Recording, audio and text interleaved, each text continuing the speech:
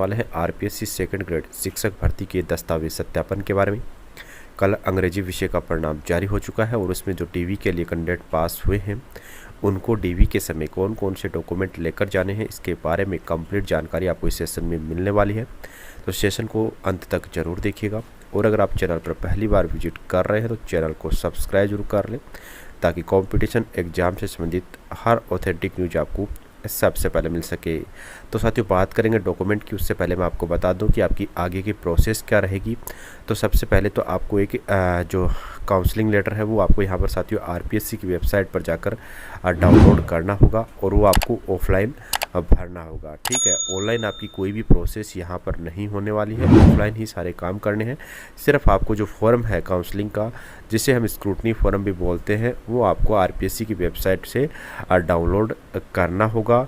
इसके अलावा बात करें डॉक्यूमेंट की तो सबसे पहले हम बात कर लेते हैं स्क्रूटनी फॉर्म की। तो स्क्रूटनी फॉर्म की मैंने आपको बता दिया है, ये आपको आरपीएससी की वेबसाइट से डाउनलोड करना होगा और वहाँ से ऑफलाइन आपको ये भर के बाई हैंड आपको ये भर के साथियों अपने डीवी के समय आपको लेकर जाना है। इसमें कुछ नहीं, आपकी एजुकेशनल डिटेल्स, आपकी पर्सनल डिटेल्स, ये सब जानकारियाँ इस फॉर्म में भरी जाएंगी।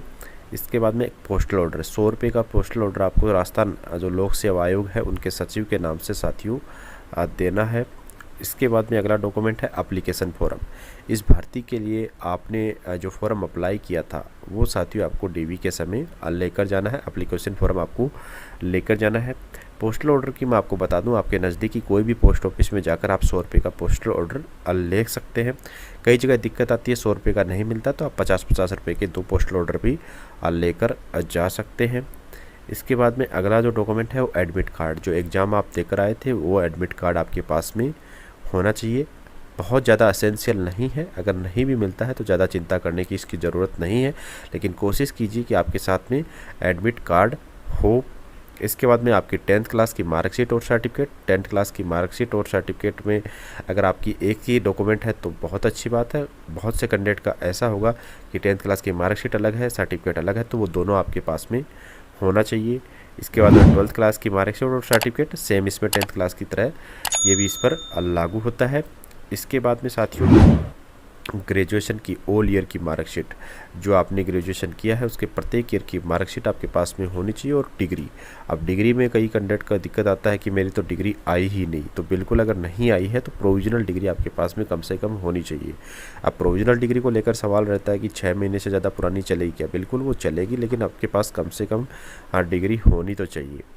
इसके बाद में बीएड की ऑल ईयर की मार्कशीट एंड डिग्री, जो बीएड आपने कंप्लीट किया है उसकी आपके पास में डिग्री और प्रत्येक ईयर की मार्कशीट आपके पास में होनी चाहिए।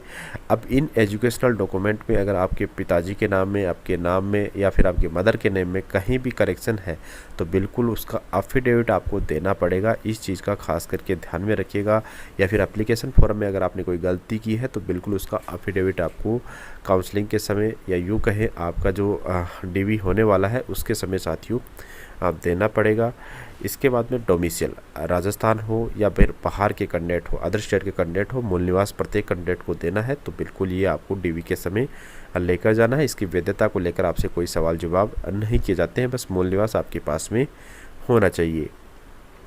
अगला डॉक्यूमेंट कास्ट सर्टिफिकेट, और ये बिल्कुल लागू होता है उन कैंडिडेट के लिए जो ओबीसी, एससी, एसटी, एमबीसी, वो भी राजस्थान के, यानी राजस्थान की इन 4 श्रेणियों के जो भी कैंडिडेट हैं इनको अपना कास्ट सर्टिफिकेट देना होता है। अगर आवेदन की अंतिम तिथि के बाद का है तो बिल्कुल आपको यहाँ पर एक शपथ पत्र देना होगा। शपथ पत्र का फॉर्मेट मैं आपको अपने Telegram channel RS education centre पर उपलब्ध करवा दूंगा, तो जो भी साथी टेलीग्राम चैनल पर नहीं है टेलीग्राम चैनल जरूर ज्वाइन कर लें।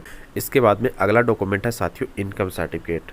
अगर आपने एप्लीकेशन फॉर्म में अपनी इनकम यहाँ पर 2.5 लाख से कम भरी है तो यहाँ पर आपको इनकम सर्टिफिकेट देना होगा। अगर आपने ये अपनी इनकम गलती से 2.5 लाख से कम भर दी है तो बिल्कुल यहाँ पर आपको 100 रुपये का जो पोस्टल ऑर्डर है वो आरपीएससी सचिव के नाम पर देना होगा। उसके बाद में आपको इनकम सर्टिफिकेट देने की कोई ज़रूरत नहीं है। इसके बाद में अगला डॉक्यूमेंट आ जाता है आपका आईडी प्रूफ। आईडी प्रूफ में आपका आधार कार्ड आ जाएगा, आपका पैन कार्ड आ जाएगा, आपका ड्राइविंग लाइसेंस आ जाएगा, आपका वोटर आईडी कार्ड आ जाएगा। इनमें से आप कोई भी एक डॉक्यूमेंट जो फोटोयुक्त आईडी है वो डीवी के समय लेकर जा सकते हैं। इसके बाद में हम बात करते हैं अगले डॉक्यूमेंट की। तो ये साथियों आपका आ जाता है यहाँ पर चरित्र प्रमाण पत्र। जो आपने अंतरिम शैक्षणिक योग्यता ग्रहण की है, चाहे वो आपकी बीएड हो या फिर आपकी इससे आगे भी अगर आपने एमए वगैरह कर रखा है तो बिल्कुल उसके डॉक्यूमेंट आप यहाँ पर लगा सकते हैं।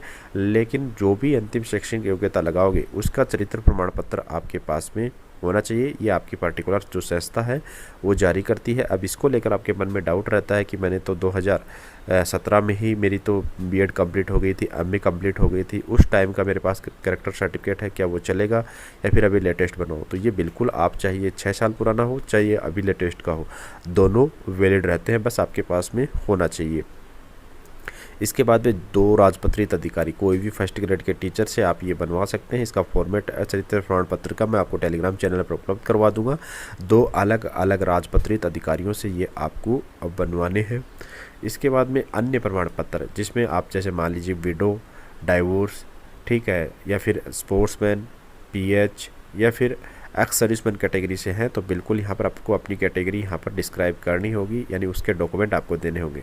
जैसे बात करें विडो की, तो विडो को यहाँ पर आपको साथियों अपने हस्बैंड का डेथ सर्टिफिकेट और पुनर्विवाह नहीं करने के संबंध में शपथ पत्र देना होगा। साथ में आपके हस्बैंड के साथ में आपके लिंक स्थापित होते हों, यानी आपके कोई भी एक डॉक्यूमेंट में आपके हस्बैंड का नाम हो, वो डॉक्यूमेंट आपको डीवी के समय प्रस्तुत करना होगा। इसके अलावा डाइवोर्स को डाइवोर्स की डिक्री जो कि आवेदन की अंतिम तिथि से पहले की होनी चाहिए। पुनर्विवाह शपथ पत्र मैंने आपको बता दिया है। स्पोर्ट्स को स्पोर्ट्स का जो सर्टिफिकेट बनता है वो यहाँ पर साथियों देना पड़ेगा। और एक्स सर्विसमैन को जहाँ पीपीओ और डिस्चार्ज बुक जो आपकी रिटायरमेंट के समय आपको मिलती है वो डीवी के समय लेकर जानी है। अगर पीएच कैटेगरी से हैं तो पीएच का जो लेटेस्ट सर्टिफिकेट बन रहा है आजकल डिजिटल सर्टिफिकेट, वो आपके पास में होना चाहिए। इस चीज़ का खास करके ध्यान में रखें। आवेदन की अंतिम तिथि से पहले का वो डॉक्यूमेंट होना चाहिए। शपथ पत्र में अभी आपको डीवी के समय ओनली संतान, दहेज और अविवाहित के ही शपथ पत्र देने हैं। अगर आप एक मैरिड कैंडिडेट है तो यहाँ पर आपको संतान संबंधी घोषणा पत्र देना पड़ता है। और ये आपका जो फॉर्मेट है वो आपको Telegram channel RS education centre पर मिलने वाला है, तो ज्वाइन कर लीजिएगा उसे। बार बार बोल रहा हूँ आपको। और दहेज न लेने के संबंध में शपथ पत्र, तो ये भी मैं आपको फॉर्मेट उपलब्ध करवा दूंगा। दहेज वाला अविवाहित को भी देना है, विवाहित को भी देना है। संतान वाला विवाहित को ही देना है। और अविवाहित जो भी अनमेरिड कैंडिडेट है उन सबको देना है। अविवाहित प्रमाण पत्र जो शपथ पत्र आपका बनता है वो साथियों यहाँ पर देना होगा। इसके अलावा बात कर लेते हैं कि धूम्रपान वगैरह का देना है या नहीं देना। तो ये सब बाकी जो भी धूम्रपान बच गए, संविधान की शपथ बच गए, ये साथियों आपको अभी जो आपका काउंसलिंग होगा, ये यूँ कहें जब आपकी ज्वाइनिंग होगी उस समय यहाँ पर साथियों आपको देने पड़ेंगे। अभी आपको डीवी के समय इनकी ज़रूरत नहीं पड़ने वाली है। विवाह प्रमाण पत्र, तो विवाह प्रमाण पत्र सिर्फ मैरिड कैंडिडेट के लिए है। अगर आपकी शादी हो चुकी है तो विवाह प्रमाण पत्र आपको देना होगा। अनिवार्य विवाह अधिनियम 2006 से पहले की अगर आपकी शादी है तो बिल्कुल यहाँ पर आप शपथ पत्र भी दे सकते हैं। वहाँ पर मैरिज सर्टिफिकेट की कोई आवश्यकता नहीं है। लेकिन इसके बाद में अगर आपका शादी हुआ है तो बिल्कुल यहाँ पर आपको मैरिज सर्टिफिकेट देना ही होगा। इसके बाद में NOC, अगर आप किसी दूसरे डिपार्टमेंट में, राजस्थान के किसी दूसरे डिपार्टमेंट में पहले से कार्यरत हैं और अब उस जॉब को छोड़कर इस जॉब में आना चाहते हैं तो बिल्कुल आपको यहाँ पर NOC देनी होगी। वो आप एज ए गवर्नमेंट सर्वेंट आपको पता है कि NOC क्या होती है, तो वो NOC आपको देनी होगी। एक फ्रेश कैंडिडेट जो पहले से किसी डिपार्टमेंट में कार्यरत नहीं है उसको किसी प्रकार की NOC देने की ज़रूरत नहीं है। तो साथियों ये तमाम डॉक्यूमेंट हैं जो अंग्रेजी विषय के डॉक्यूमेंट वेरिफिकेशन के समय आपके चेक होने वाले हैं। इसके अलावा आपको कोई भी डॉक्यूमेंट यहाँ पर साथियों नहीं लेकर जाना है। अगर इन डॉक्यूमेंट में कोई भी डाउट है तो बिल्कुल आप Telegram channel RS education centre join करके मेरे मोबाइल नंबर आप प्राप्त कर सकते हैं और वहाँ से आप कॉन्टैक्ट करके बात कर सकते हैं। आपका सॉल्यूशन साथियों आपको अब बता दिया जाएगा। तो इस वीडियो में दी गई जानकारी अगर आपको अच्छी लगी हो तो वीडियो को लाइक ज़रूर करें। इसके साथ में चैनल को सब्सक्राइब कर लें ताकि इस भर्ती से संबंधित हर ऑथेंटिक न्यूज़ आपको सबसे पहले मिल सके। मिलते हैं अगले वीडियो में, तब तक के लिए धन्यवाद। जय हिंद।